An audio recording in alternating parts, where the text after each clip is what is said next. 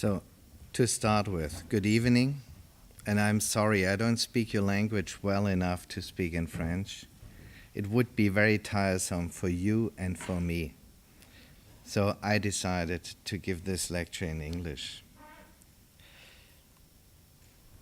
There was already a nice introduction. I don't have to say much more about the office. I, in the beginning, wanted to explain very briefly who we are, what we do, and what drives us.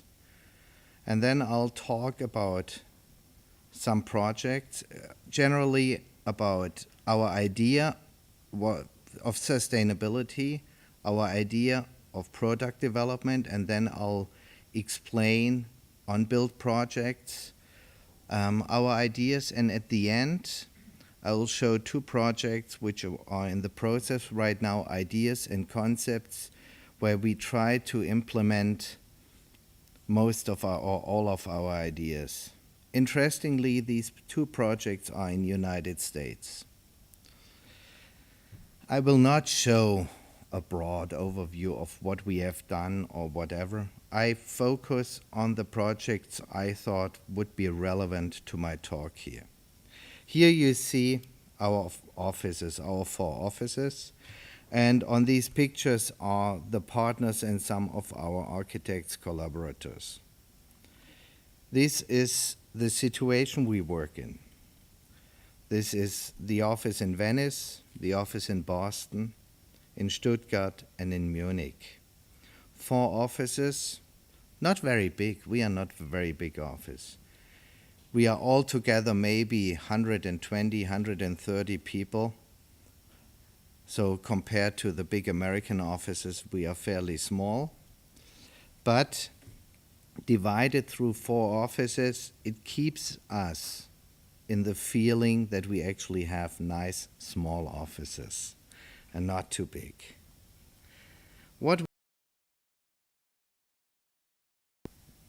When I opened the office, founded the office, it was first a side office of my father's office for the first couple of years. I had joined my father's office after I had finished my studies and worked in.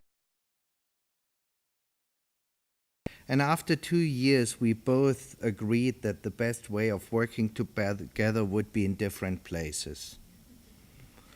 So I opened my own office with his support in Stuttgart, also in the same city where he was working.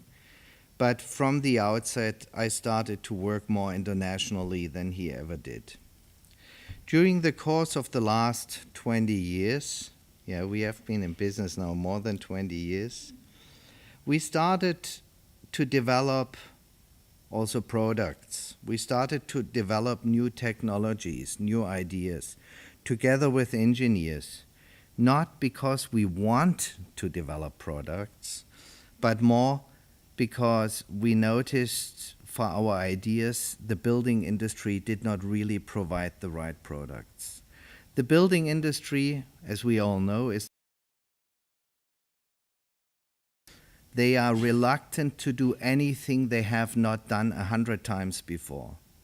So we had to bring new ideas and new concepts in. We are generally a full-service architectural office. That means we are not only design architects, we also do the tender documents, the full SIA scope, like Swiss architects. It's very unusual. It's only in Switzerland, in Germany, in Austria, where architects really do the full scope.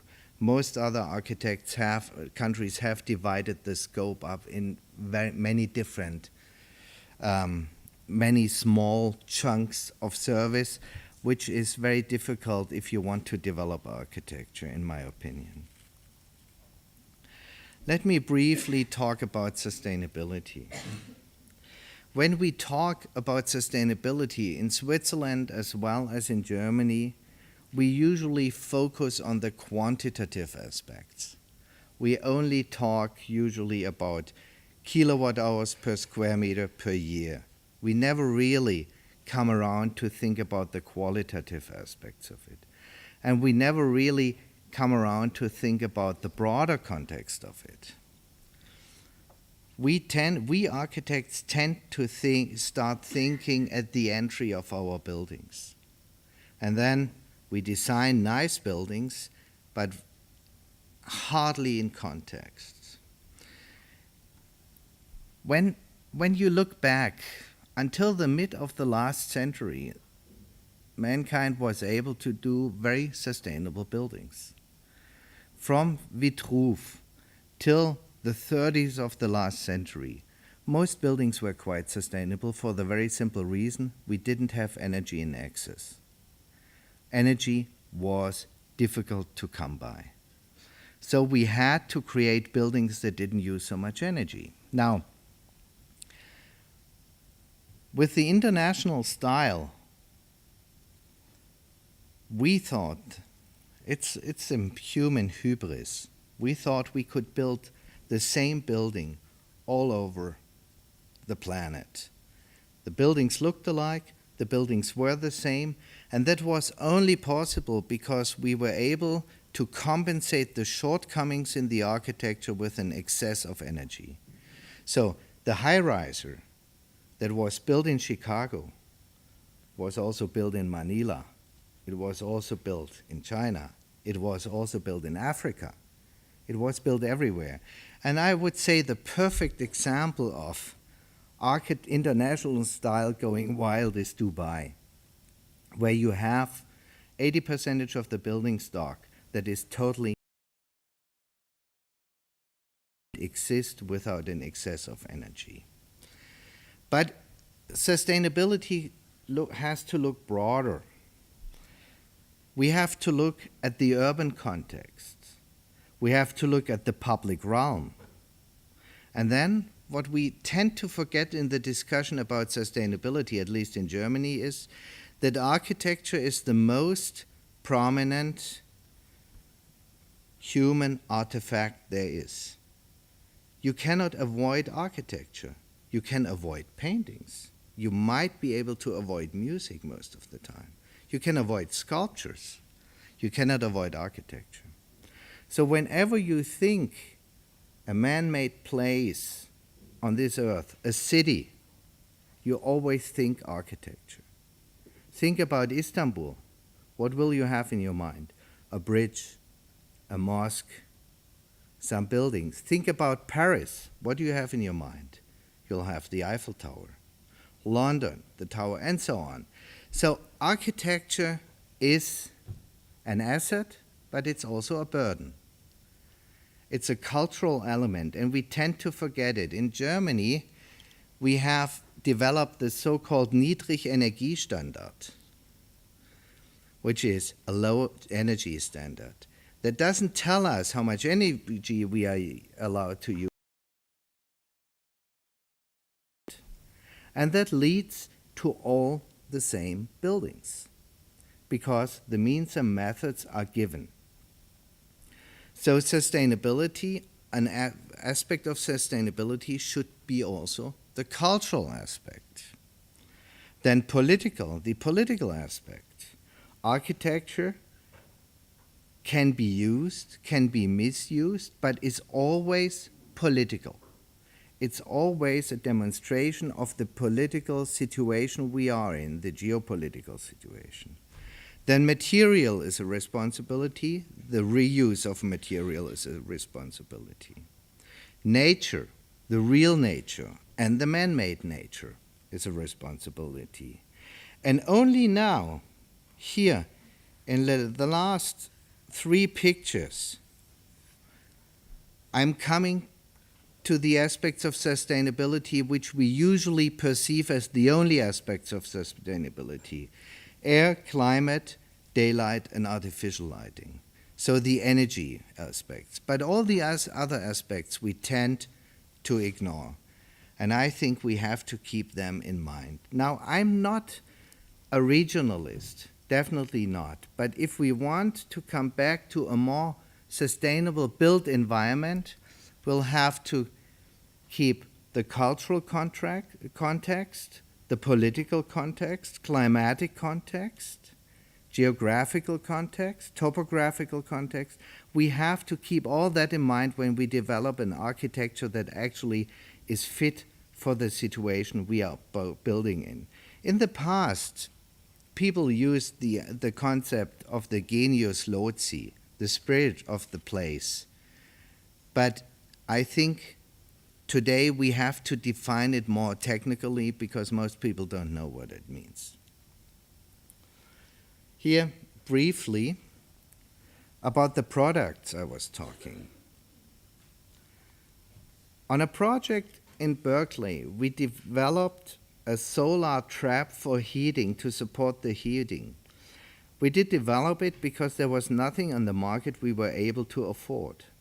So together with Transolar Climate Engineering, we developed sort of a trompe wall that actually is shadowed in summer, and in winter it helps heating the buildings. Lighting. We have designed and developed lighting. It's an LED lighting, a floor lamp. Not because we wanted to do a floor lamp. It was because in sustainable buildings, in more sustainable buildings, low energy buildings, we lose the suspended ceilings. We have exposed concrete. We have slab heating and cooling. So we can't really put the lights on the ceilings anymore. So we need floor lamps, and there were not enough good floor lamps on the market, so we had to develop these products. And we have done now buildings, big office buildings, which are purely with LED lighting and floor lamps. Facade. This is a model, an integrated facade system we have developed with some partners in the industry, Zumtobel, for example, Transolar, and some Okalux and some other companies.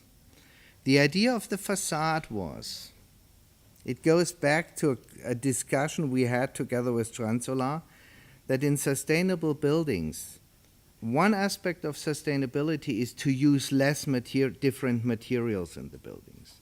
Something the car industry has to do already is the cradle-to-cradle concept, meaning they have to recycle all of the products they use in the car industry. The building industry is far away from that, but it will come, it will happen. So we have to look at the materials we use, and the materials will be less and less different materials.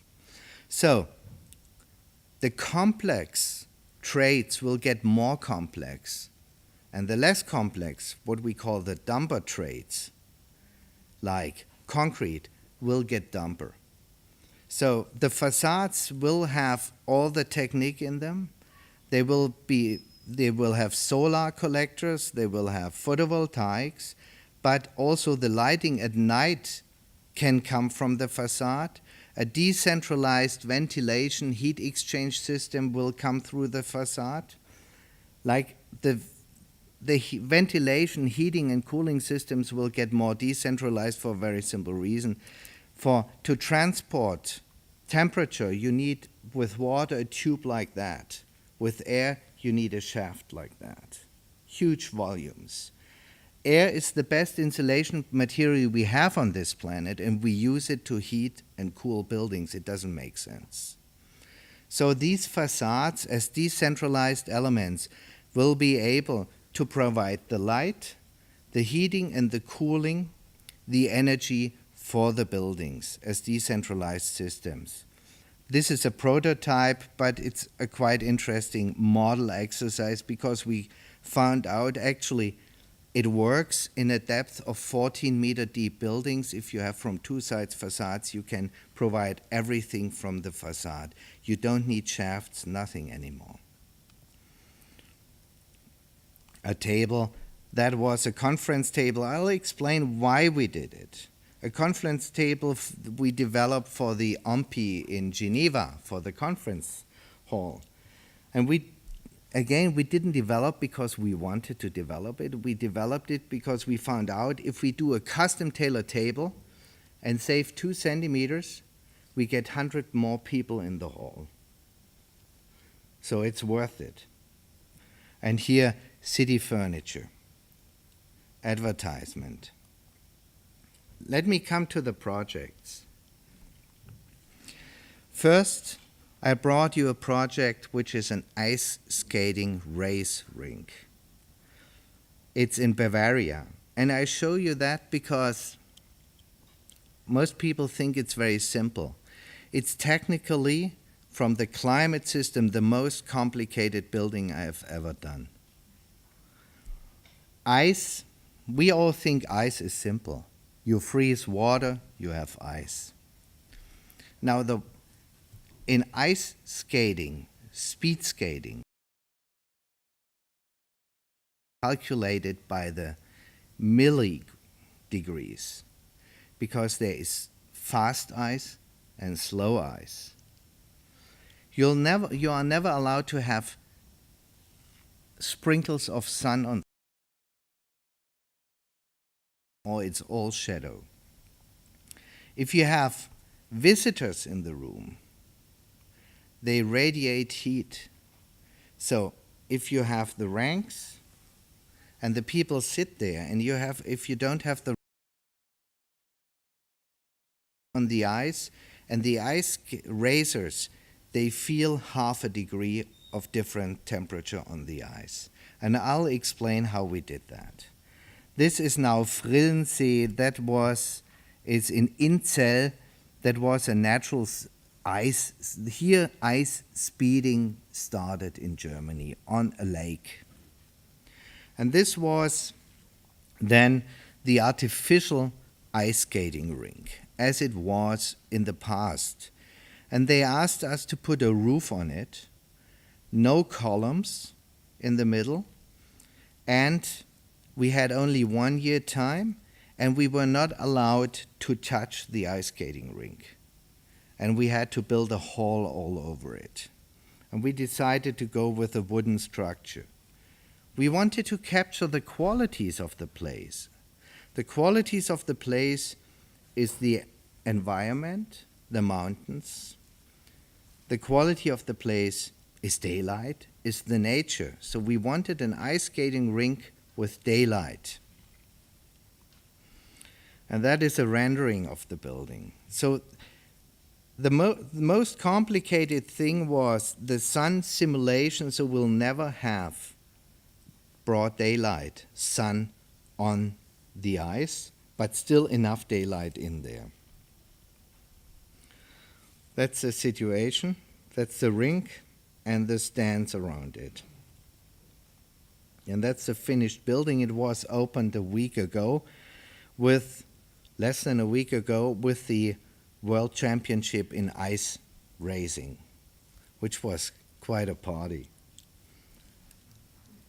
Now, problem with Bavaria is also we had to calculate with 2 meters of snow on the roof. And the roof has a free span of 90 meters by 200 meters. No columns.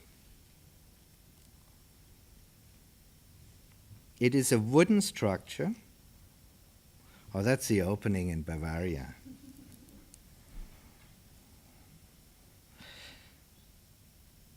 No? Okay. What you see here is a foil in there, a low E foil, which does reflect the coldness and reflect the heat. We were not able to have an open structure because then you get condensation and it drips, and there is not a drip of water allowed on the ice. So the whole building is with a foil inside. And here you see what I explained before. It's a simulation. We bring the air under the stands, and the air return is over the stands and goes over this foil. So there is never air from breath or air from the visitors going over the ice.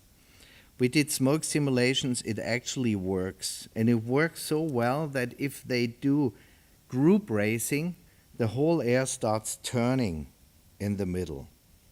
Yeah? So it's a totally isolated simulation between the visitors and the interior. And here you see the ice racers and the visitors. It actually does work. They have to fine-tune it. The competition of all these stadia is, and there are only three in Germany, of all these stadia is who has the fastest ice. For the time being, it's Calgary. But Calgary is at 2,000 meters height, so they have an advantage there. It's the fastest ice, and now they are competing who gets the most records, the fastest ice. Going back to another public building, Stralsund, Aquarium, again a building which is by itself not very suitable to do a sustainable building to start out with, because aquariums have pumps and they use a lot of energy to make the water, to pump it up and down and so on. There's only a limit what you can do to make it less to give it a less of an energy consumption. This goes back to a design my father did. He did the competition, and then he had to retire. He had a stroke, he couldn't finish it, and after the pre-design he handed it over to us to finish it, and we finished it pretty much the way he had designed it. It is in Stralsund. Stralsund, the city, is an UNESCO World Heritage City. And it was not easy to do the competition and get it accepted by the UNESCO. Most other competitors just did a big brick building for the aquarium. And we, in the competition, discussed it and said, no, it's wrong. It's a wrong concept, wrong idea, because at the time when they did brick buildings, they didn't build aquariums. The scale is totally wrong. What you've got is, if you design a building like that in brick, you get brick on steroids. It's totally out of scale. And we said the most important thing is that we accept the scale of the city, of the buildings. We respect that. And then we focus on the other assets this city has. The one asset are the old historic buildings. We cannot mimic these historic buildings. It's anyway a problem in a lot of these historic cities that they mimic with new buildings the old buildings, and one day we'll have only the look-alike buildings left that mimic the historic buildings. And so we had the concept to take the maritime, the sea topic, into the building.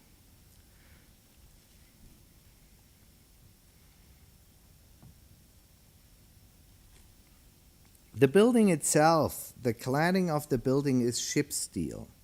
It's done by a wharf. Wharfs are the only ones who actually can form spheric steel from building tankers in a spheric form. They were the only ones who could do that, these big steel sheets. They are between 3 and 5 centimeters thick, these steel elements.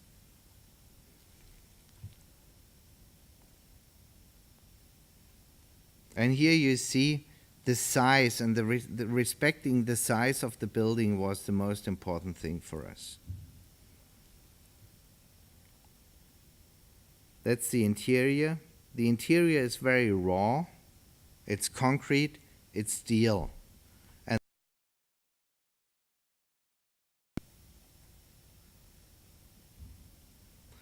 And it works in a way you go all the way up with this escalator, and then you walk your way through the building down.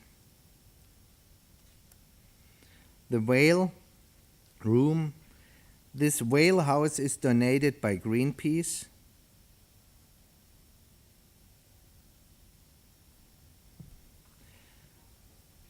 Now let me come to an older building, Norddeutsche Landesbank in Hanover. It was the first major bank building in Germany without any air conditioning. It is a building of about 80,000 square meters. It's a big building. It's a partly high-rise building, and if you look, it occupies a whole block of the city here.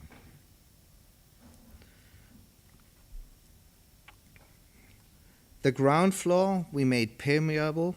You can walk through. You have restaurants there, a bar, gallery spaces, some shops. So it's a public element. And that comes back to the idea of a city. The buildings in the cities get bigger and bigger and bigger. This building occupies a block where before the building was built, more than 100 families lived. So it's a totally different situation. The building itself has a length of 150 meters. Now, 150 meters doesn't sound very much, and if you drive it, it's not a problem. But if you walk it, and there's nothing happening 150 meters, people have a very short attention span. They will not walk twice. So, if you would build a building here that has no public amenities in the ground floor, you would cut this part of the city. So these big monofunctional buildings in the cities need in the ground floor elements that animate the public realm and don't kill the public realm. Because, as we know, the buildings get bigger and bigger. The concept of the building itself, the climate concept. We have foundation piles. I don't recall, I think 280 or 380 foundation piles.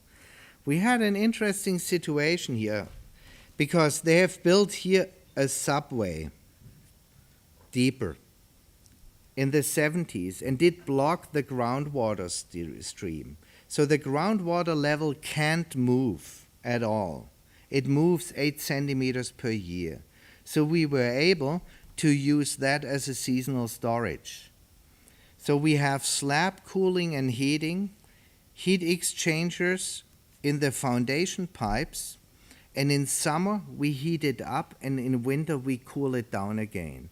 That covers 70% of the cooling and heating energy, just by counterbalancing the temperature between the building and the ground here. So it's a very efficient way to do geothermal, but you not often have this situation. The building itself is naturally ventilated with stack effect. We have chimneys, 16 chimneys in the building that by stack effect create an underpressure and bring the fresh air through the windows. And at the street we have a double facade here that captures and bring the fresh air from the inner courtyard in the double facade and in the building itself. So the 80% of the building are totally naturally ventilated. Only in the high-rise part, where it's too exposed, we had to have some artificial ventilation and radiant cooling in the building itself. In the beginning, it was not very efficient, and it took us a long time to find out. And that's something people have to keep in mind. It takes 2 years with sustainable low-energy buildings until they are tuned and you can fully manage them. And this building, it took longer than 2 years because someone had never turned up half of the piles. Half of the piles were not activated. So, and even then it was okay. But after we were able to activate them, it was pretty efficient. That's the building itself.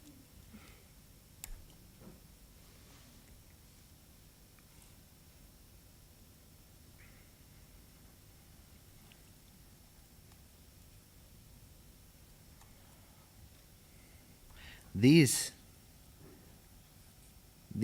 bridges are steel glass constructions that can open. They are done by a Swiss company. They work very well, I have to say.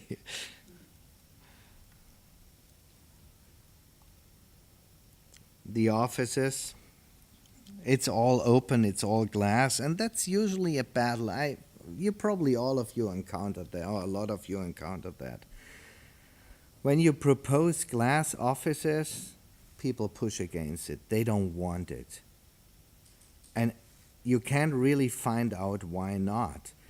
And at the Genzyme building, which I'll show in a minute, we convinced the client and the users to accept it for 100 days. And if after 100 days, in United States, they give their presidents 100 days. So they said they should give our building 100 days. And if they then wouldn't accept it, we would be willing to put curtains in or some privacy screens. And of 1,000 people, only 30 people actually wanted a privacy screen afterwards. Unilever, which is sort of a succession of Nordelb in a way.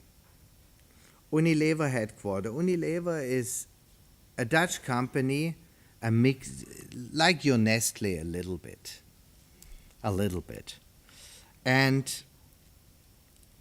But they are very hip, very open. They don't have single offices. The board of directors sits between the other people and no walls, nothing. It's very open, very Dutch. And when we got the competition brief, it did read a little bit like a Montessori kindergarten. It was all open. In the middle is a zone for meeting and playing and whatever. But it actually was a very good client to try new concepts of working together. This is Hafencity in Hamburg. Here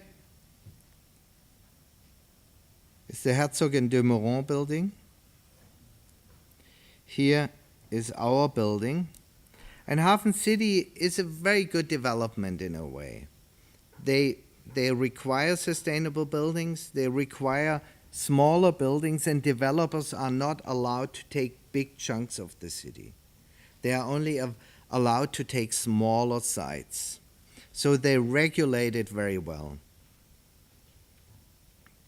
And this is the Unilever headquarters and the Marco Polo Tower next to it, which has also some interesting elements. Here, it's a public walkway through. You can walk through. The public go through, and they have here the Dove Spa and the supermarket, test kitchens, kitchen studio, public restaurant, public cafe, and so on. All this is very public elements in here. And this is the working situation in the upper floors. And here you see, except these and these and these, no walls. The only walls are in human resources and finances. Yeah, they need walls because they need, everybody else open. And then they can retreat to the middle, to the closed meeting booth, closed spaces. It's interesting. We always proposed clients to say, if you want privacy closed, you should have it in the middle, and on the facade it should be open, accessible for everybody. That's the facade. Now, let me talk briefly about the facade. We have a double facade on this building. Now, I'm not that much of a fan of double facades, because generally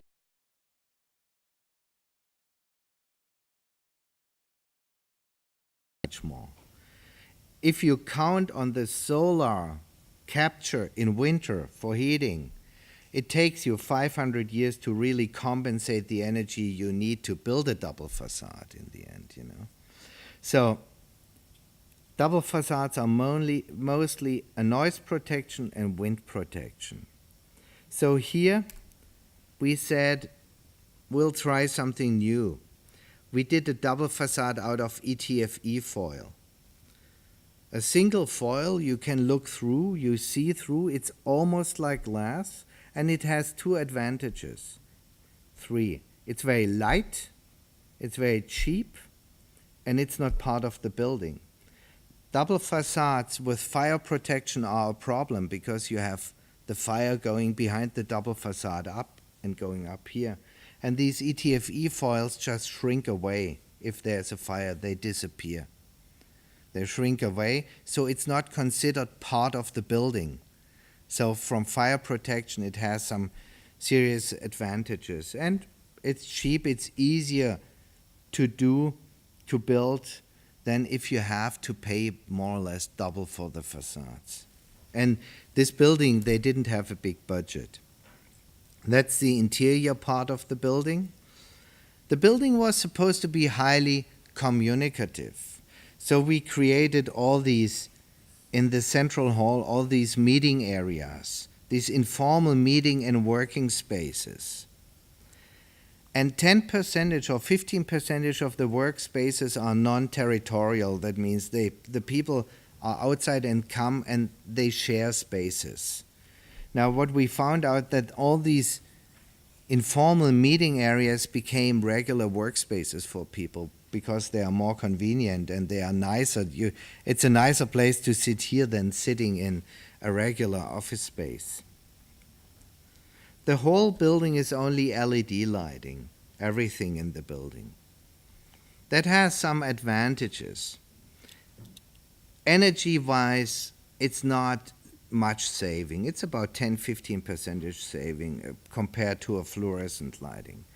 The big advantage is it has a lifetime of 20 years, LED lighting. So you don't have all the toxic waste you have from fluorescent lighting, where you have, mercury, you have all these toxic elements in fluorescent lighting, and here you don't have that. And you have no maintenance. In a building like that, the maintenance on regular bulbs and regular lighting is a huge effort, and you save all of that.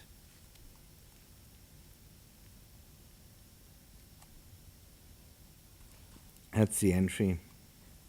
And that's a furniture of the workspaces. You see the informal meetings, the informal workspaces here, and these are the regular workspaces. No walls, only some privacy screens here in these, and some of them are fully closed for privacy. The building itself cools and heats through slab cooling and heating. We have partly geothermal, but in the harbor of Hamburg, everybody does geothermal. So we have already the problem that the capacity is not good enough and the river is too warm.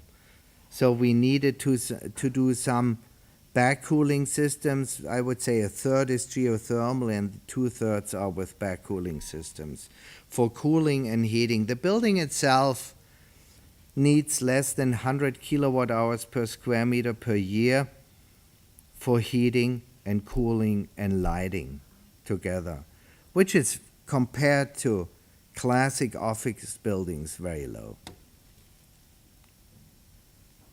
An earth duct for air. And now I am coming to the tower, which is also very efficient. It has slab cooling and heating, and it's the first time that we actually did implement solar cooling. It's a cooling system developed by a Spanish company and a Chinese, and also the Chinese have developed it. A concept that you have solar collectors and use the heat to cool the building with like absorption chillers work. It's desiccant cooling, like absorption chillers work, like your camping freezer with gas, same system more or less, a little bit more sophisticated though. And it's not enough to cool a whole building, high-rise building, because we have too small a roof. But the upper 4 floors you can cool down by 5 degrees in summer roughly, only with a solar cooling system. I think for southern countries, hot countries, it's the best way to start to think about cooling. That's a building. It is. We were never absolutely sure if we like that building ourselves. We like it architecturally in a way, and it's okay. But it is the most expensive building right now in Germany to live. You know, they have this guy in the downstairs who actually walks your dog and so on. It's weird. But anyway, it's strange. We don't fit in there. But it was fun, and we enjoyed it. And as I told my people, they have to live somewhere as well, you know. So, but it is difficult. It's difficult. We noticed it when we published it. The newspapers were very reluctant to publish it. So, but architecturally, it's very interesting for us. We were able to do a couple of the apartments for the people. There we learned precision. I mean, normally, you know, clients, they see a gap or whatever. Here, 0.5 millimeter, they noticed. I didn't even see this stuff, you know, but they would notice. But it was very nice clients, very good clients, and very enjoyable work. The form itself came because we have per floor 4 apartments, but they can be put together. Some of them have bought a whole floor. One has bought 2 floors. And they can be put together. But generally we wanted, if we have 4 apartments, that each apartment sees the harbor and the city, both sides. And that gave the building the art form. And also you see here these lips that come down out here. It's a nice feature, but it has a very, very practical reason. Like most features have a practical reason. We need a meter for fire. And if we want to have glass balustrades and go lower than a meter, we have to go horizontal with the concrete. So wherever we had the glass balustrades, we had to go out horizontal. And that is these elements here, where it goes out. Here, you see them, these elements. And also what gave it the turn is from no place in the building you can see from one terrace to the other terrace. There's privacy. You will never see from this terrace, you cannot see on any terrace a lower floor, which was very complicated to do, but it works. Hamburg again. Hamburg, the stock exchange. And I'm showing that because this was our first building that was. Here is the historic hall of the stock exchange. And we were asked to put in there a building. It was a competition that has triple the size of the floor. The floor is about 400 square meter, and they wanted 1,100 square meter in there. But it's a historic building, you shouldn't see it. It shouldn't be there, but they wanted the program. And in the competition, we went in with a transparent concept, a transparent sculpture in their element. Now, this is the floor plan. It's a 4-story element. Once you start designing and you look at fire protection and you look at all that, there's not much transparency left. Another problem was, because it's a historic building, we were not able to change anything. That means this was the biggest part here, what you see here, we were able to bring in through the doors. We had to bring everything through the doors. So it was a challenge. So we changed the idea from transparency to immateriality. And this is the general idea. The old and the new together, and the new should be very immaterial. And that is the building. It has glass floors, glass ceilings. All these tiles you see here are all LED tiles. They didn't exist. We designed this building 6 years ago. They didn't exist at that time, so we had to custom design with a company all these elements. Here you see from below. And what you see above is a glass floor with a grid going up, and you see the floor above. And the tiles you see is all LED lighting. So, and the LED lighting was the idea that light is very immaterial. I know there is a physical discussion if it's material or not, but architecturally, it's very immaterial light. It makes the whole building sort of fly immaterial. And therefore, we invented this.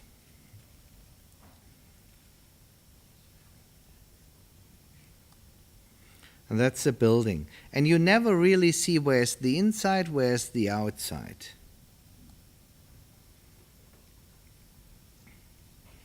Maybe I'll go through that fast so I can talk briefly about the concepts. That's the Genzyme Center. It was the first LEED Platinum building in the United States and our first building in the United States. It's a deep floor plan, and we brought with heliostats daylight in the center of the building. And since light is not visible, you don't see light. You only see it if it hits a surface. And we wanted to make the light visible, so we created this chandelier that's hanging in there. It's a big mobile of plastic prisms that constantly moves in the upwind of the atrium and reflects the light. So it makes the light visible. And it's, after all, 14 floors down, and you still have broad daylight down there.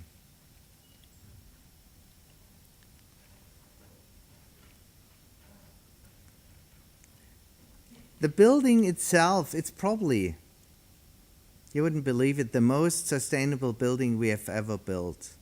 Not because it uses so minimal energy. The facade is not very good. Typical American standard facade. Operable windows, which was a revolution in the United States, that you actually open windows. But the building itself is hooked to the cooling circle of a power station that's next door. So the power station cools in the river, and we looped just the cooling circle through our building and extract the heat from the cooling circle, which is enough to heat the building and with absorption chillers in summer to cool the building. We do not need any other energy in the building except lighting. Everything else is waste energy from the power station.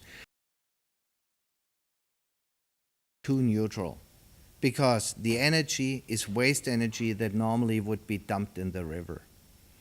And interestingly, the payback of that was 4 years, and since then they are saving $500,000 every year on energy, which is, for a client, very interesting. And for us, it's good because it convinces other clients that this makes sense.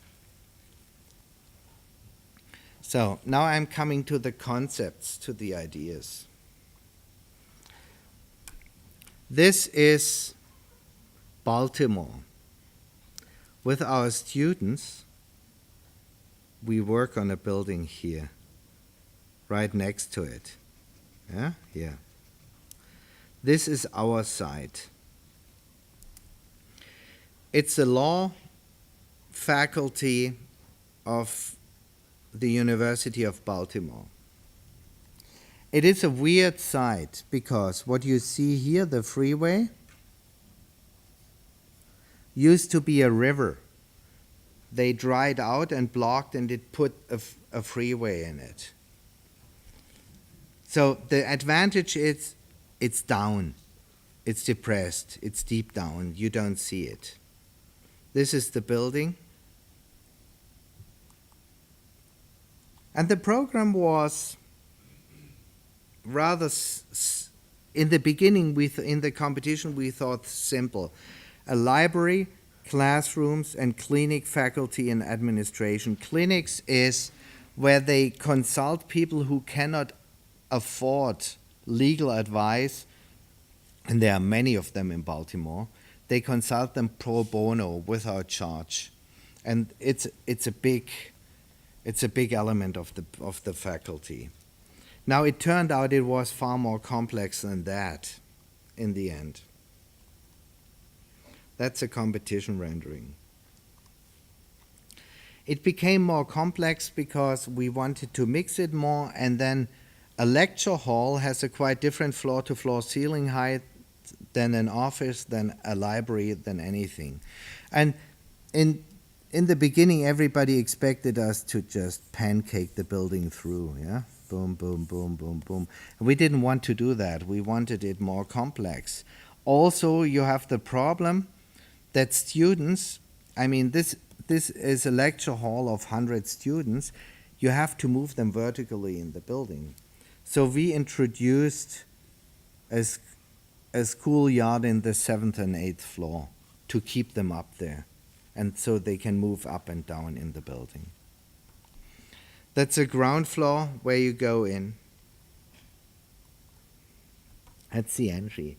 Now the building has all the features, which is very unusual for the United States, we have here in sustainable buildings.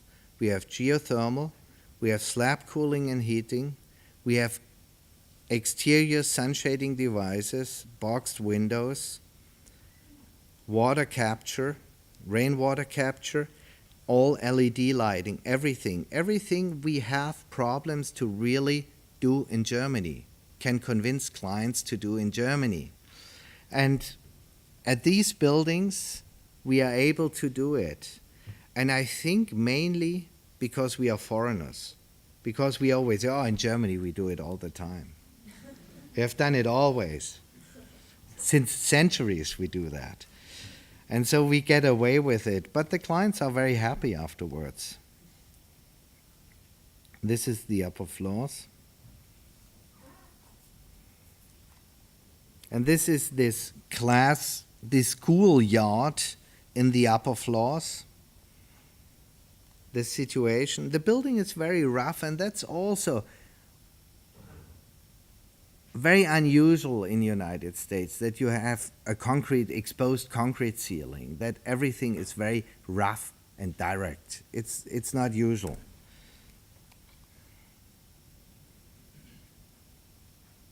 That's a rendering.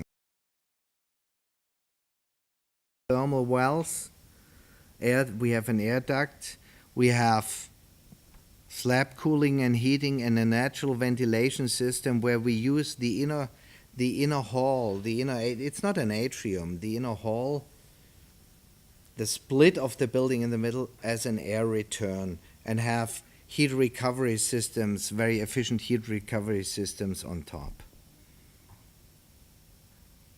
This is also a LEED Platinum building,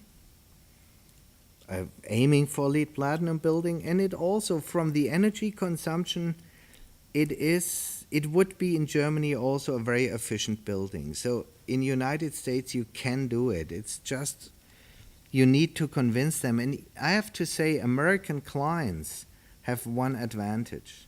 They're very hard to convince on these ideas, but once they are convinced, they carry it through. They go with it. They don't doubt it anymore. German clients, every single day you start from scratch discussing all this stuff because they doubt it every single day. American clients, changing your mind in the United States is perceived as failure. So once you have decided to do it, you do it. For us, it's great. And now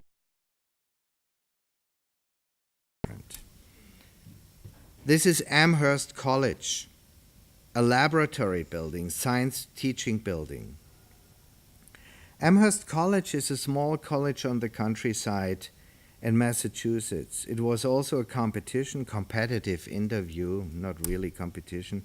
We call it beauty contests. with these nice little white buildings in the countryside. Right now, they have here a big science building, which is way too big. And they want to substitute that with a new building with the same program, which will be again way too big. Same problem. And we noticed whenever buildings there were getting too big, they were in trouble. It's not about white or brick or wood. It's not about material. It's not even about tilted roofs. It is about scale and size. And so we said, if you have such a big program, we should do a building that is not a part of the building, that becomes part of the nature, of the landscape. That means we have to find a form that doesn't go in the grid of what you have here. It should be something very different, and it should be something that is part of the nature. Also, we have the advantage that this part of the campus is 15 meters higher than this part of the campus. So we have a hill slope we can use. And we designed this building as part of the landscape, as part of the hill extending. And the only thing that will be really perceived as a building is this top floor, because it's seen from here. This is the only part of the building that will be really a building. The building itself has all the features I've described it before and a solar chimney.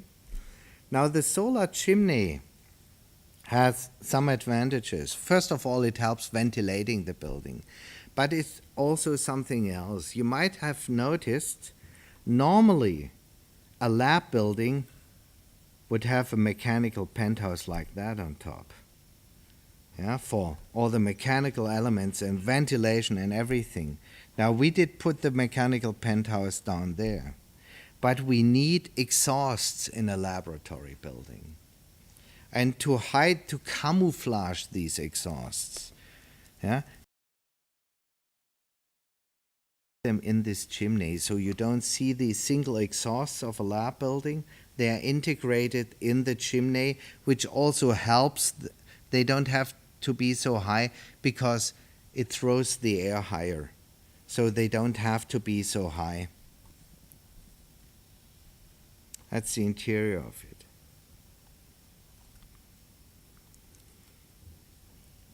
Now, the rendering, the facades are not done yet because it's still too much of a building and not enough of a landscape element.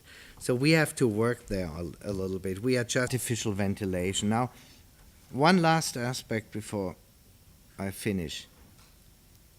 Usually buildings, lab buildings especially, have many different climate zones. You have an office part, you have a lab part, you have a public part, you have meeting rooms, you have classrooms, you have all in a teaching lab. You have all these elements. And each of these elements has very different requirements. Usually, building technique is dimensioned to produce for the whole building the qualities for the highest requirement. In lab building, that is a laboratory. And we did measurements when we designed for Harvard and found out that that in summer they have a third of the heating capacity from winter or heating energy from winter. That is because they cool the whole building down and ventilate it to the lab standards, and then they heat in summer in the offices against it to make the offices more comfortable, which doesn't really make sense. So in the Harvard building, we had 12 different climate zones, and we produced the temperature in the basement. We produced 5 different temperatures and only produced the temperature we actually needed for you can It's like a column from 0 to 50 degrees, let's say, and you only take the temperature off you actually need, so you don't have to cool it down again or reheat it. So that's the most efficient way to run these buildings. For example, in a hall like that here, and it doesn't make sense to make it differently, but you have a totally different requirement from a working room or a classroom, because this hall is used 2 hours a day, 3 hours a day, maybe 4 hours a day. A classroom is used very differently, an office also. So these halls should have a totally different system than the other elements of the building. And that's what we do here in these buildings. This is my last building. This is getting in the direction where we want to go with this building. As you see, if you want to build buildings for more sustainable, I don't say we know how sustainability functions. I don't say that. But if you want to achieve a more sustainable environment, you have to really reconsider each building task from new. You have to find the appropriate means and methods for each building task, for each location, for each cultural background, for each climate, for everything. And it's nothing where you can just have a box of recipes and say, okay, let's do that, let's do that, let's do that. It's far more complex, and not a burden for architecture, because we have a new content we can really work with and develop architecture further. Thank you very much.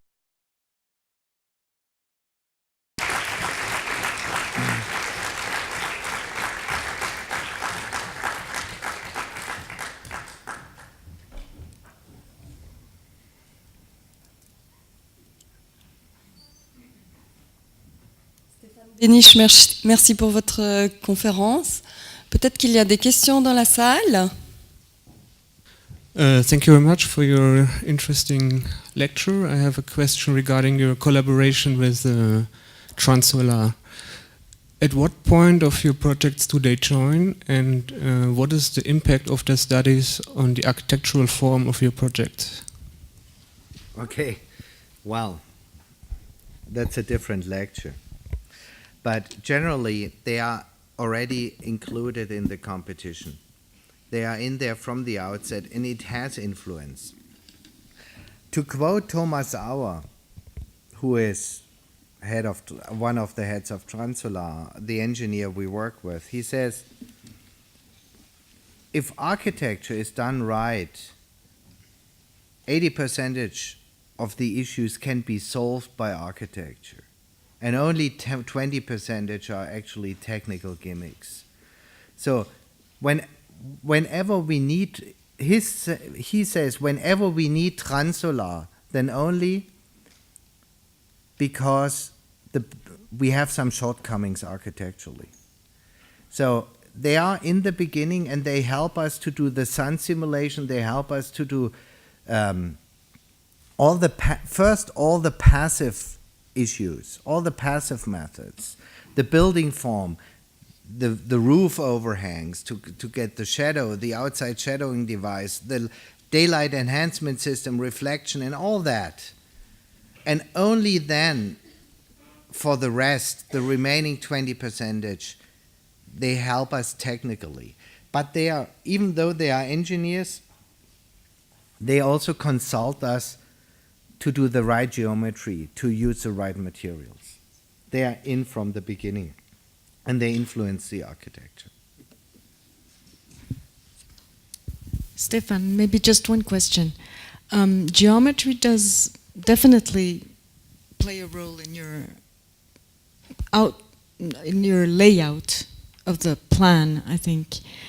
It has a tradition in this organic forms of the post-war German architecture somehow. How do you relate to that? Or is it a new how do you, because it's a trademark somehow, it's a Yeah. that makes your architecture, your floor plans quite recognizable. And of course, these floor plans are then completely influenced by the section, which is always, as very well described today, the main, let's say, social also network of the buildings you're doing. But geometry, yeah, what's the role of these broken angles, these, this sort of facetteering of your buildings? Yeah, that's a good question. It has some tradition, I would say family tradition. It has some family tradition. I do admit I would say, if I would have to pick a hero, it would be Sharon.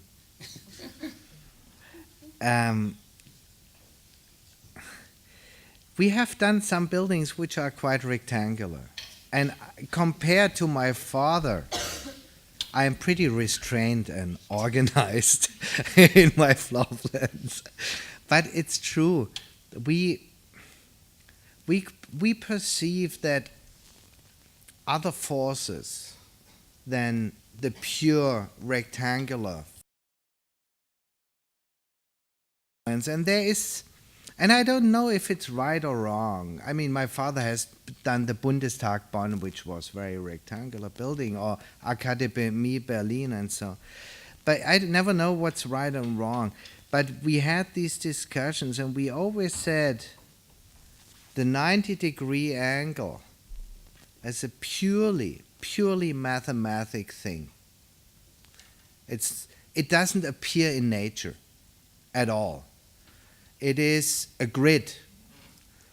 And it's probably right, but still, for example, American city plans, it is actually the Spanish colonial plan.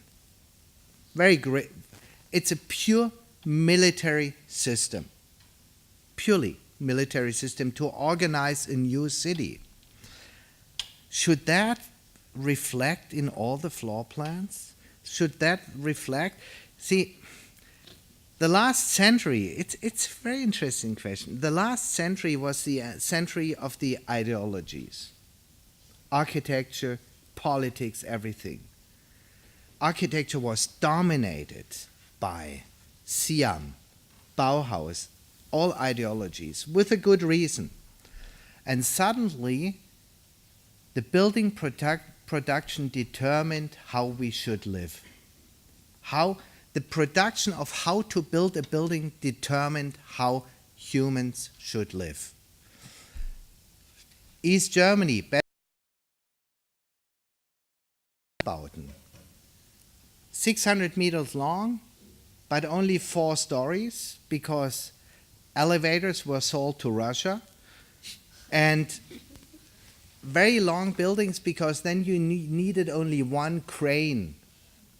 So suddenly people lived in buildings that were 800 meters long, 12 meters wide, 4 stories high, not because they were beautiful buildings, it was because the crane, the elevator, and the geometry of the prefabrication. So we have a certain mistrust against an order that is determined by pragmatism. Is that maybe an explanation? And probably it's childish, I admit, and naive. But if we can really box it sometimes a little bit, look at the Goetheanum, which is probably a totally wacky building. But still, I admire that they did it. And that a ceiling is not like that, a ceiling is like that.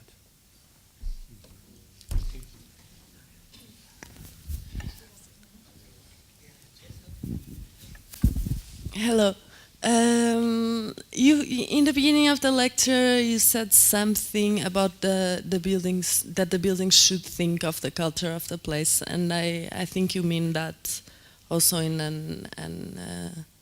a philosophical way. So I wanted to know culturally, which people do your buildings are built for? Because they are always they seem to be so happy and transparent. And is it the society of the future that you are thinking about? Is it the society of now? Is it the scale of the building? And if you made something smaller, there would be also place for people to be sad, or you see what I mean? Yeah, I think I see what I think I understand a little bit what you mean. Now, I'd rather build buildings where people are happy than where buildings are. I mean, everybody does. We have a wide variety of clients. We have done social housing, low-income housing, highest income housing. We have done a pretty wide range. And we try to find, let me put it that way, I try to find, when we design buildings, the appropriate solution, the best appropriate solution. Communicative place. I believe that people are communicative, that people need communication, that people need to talk, to exchange, to meet, that we are a society animal. I believe in that, and that is reflected by our buildings. Regarding culture, you touched on something. I don't build in China. I don't build in Asia, and I try to be true there. I try to build only in cultures that I can understand, where I can relate to. And that is for a very simple reason. I think other people are better suited to build for a different culture. I understand the Americans well. I understand the Dutch very well. And I think I can contribute. But I can read them and they can read me. But I have to understand the background. I have to understand the cultural background. I have to understand the people who will live and use these buildings. That's the way I am. Other architects might see that very justified, very differently from me. But that's the way I function. And I can do it, and I can afford it. Merci. Au revoir.